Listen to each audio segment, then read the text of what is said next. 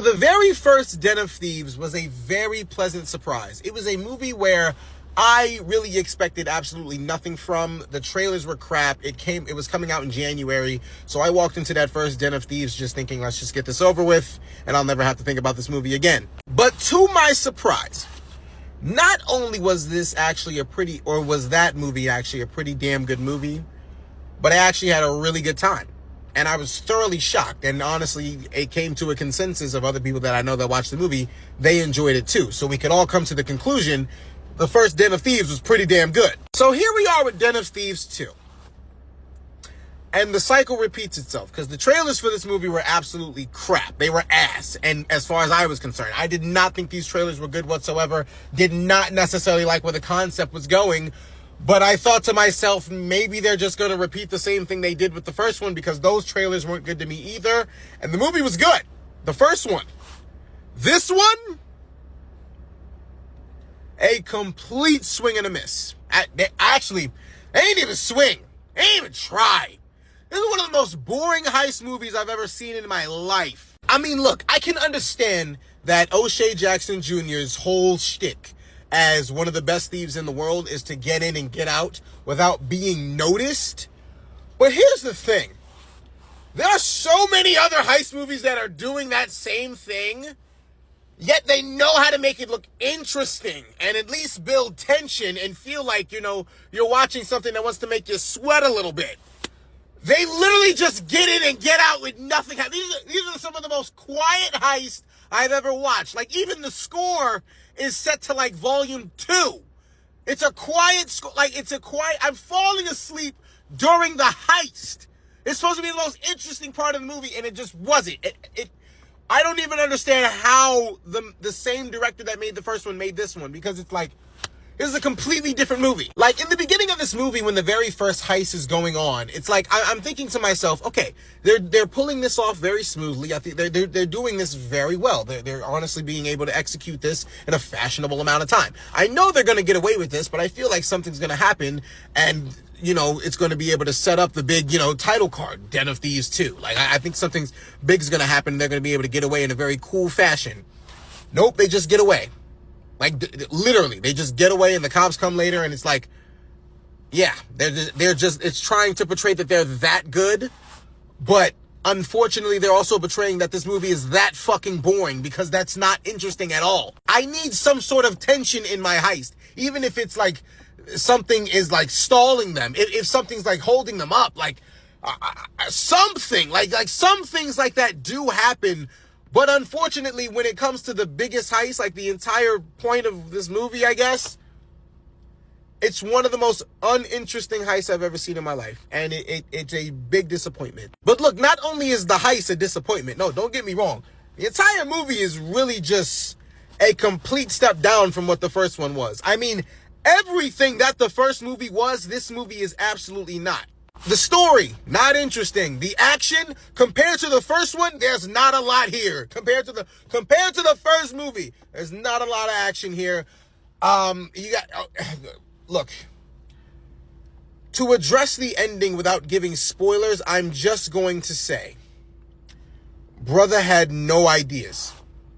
He had nothing original to say or to do in this movie as far as an ending goes. I don't want to say this next sentence, but I'm just going to say F that ending. F that ending very hard. It's 2025, so I'm trying to work on the cussing so much, but F that ending very hard. And I also have to address the character choices in this movie, because it makes no sense how that the decisions these characters are making in this movie really take away from everything the characters were in the first movie. Like, at the ending of the first Den of Thieves, O'Shea Jackson Jr. got over on Gerard Butler.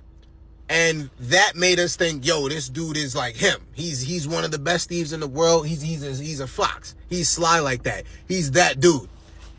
This movie, when Gerard Butler comes back into his life and gives him the story of, I'm broke, which is true. He is broke. He's down bad on his life. And I want to stop being a cop and want to, join you guys and be a thief this time. It only takes one scene for him to be fully convinced. And then I have to watch a 20 to 25 minute buddy film of O'Shea just completely trusting him all of a sudden without even having some sort of thought or something in the back of his mind thinking, yo, man, maybe this brother's like actually tricking me. Like he never follows up on that. Like the first movie made me think, and the first movie and the first 20 minutes of this movie is making me think this brother's the most smartest dude in the world. Like he's one of the most smartest thieves, cannot be duped over. And yet he walks in and all of a sudden he just lets his guard down. A cop that you betrayed, and you clearly know you fucked him over. What?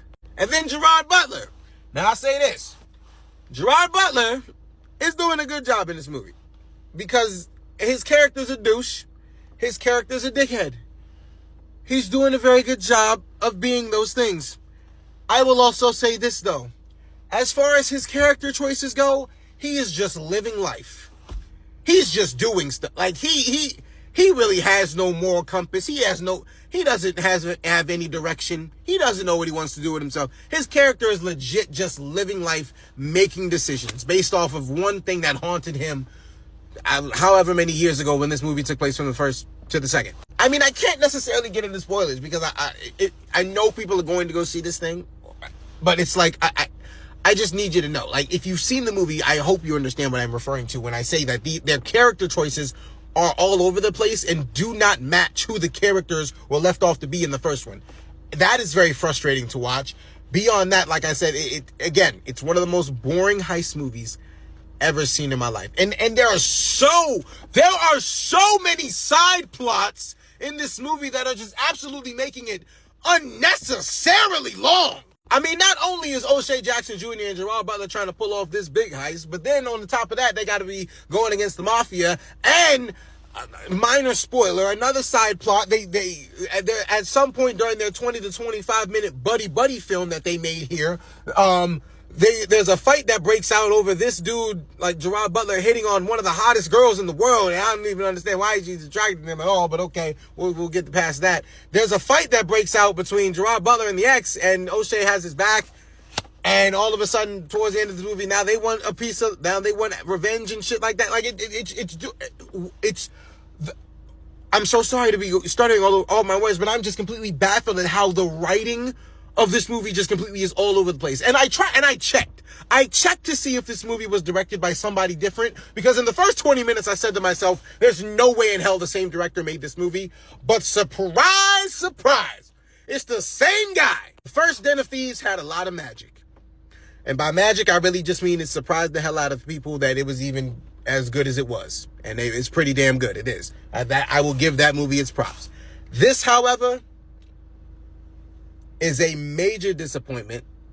Has left me with a bad taste in my mouth. It's a bad start to my 2025. So I'm about to go in here and watch Better Man and wash this ass crack of a movie out of my mouth.